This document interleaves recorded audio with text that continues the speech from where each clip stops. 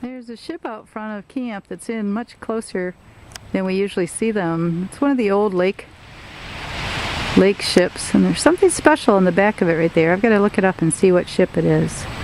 But you can see the cabins on the front means she's one of the old lake freighters. And she's just pulled aside here and right out in front of camp. And we aren't quite sure whether she's got a breakdown of engines and she's anchored and just seems to be blowing around, because while earlier today it was pointed sort of in towards shore, and now it's pointed south again but isn't moving. And could be that they threw down an anchor because the dock they're going to is having problems and there's nowhere for them to be in the river. But maybe we'll check online and see if we can figure out what she's up to.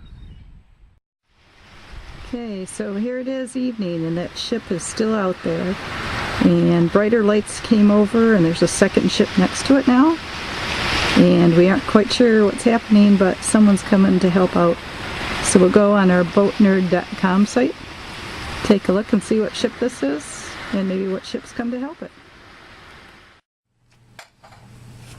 Okay, all day today the ship's been out front and it's 7:30, and out there in the dark we could see the ship's lights, and then we saw that another ship came by, or another set of lights, and we went on and looked at boatnerds.com, and they actually show you where all the ships in the Great Lakes are.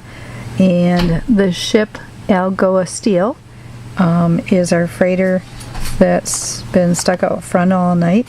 And meanwhile, here shows this little black ship came towards it, was the Victory, and it's left and it's headed away now. We can see the lights separating, and the other one set of lights going down the lake.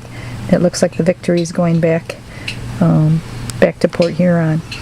So it's a really neat site. It's called boatnerd.com, and you can see what the boats are carrying, where they're headed, and where they came from, and who owns them.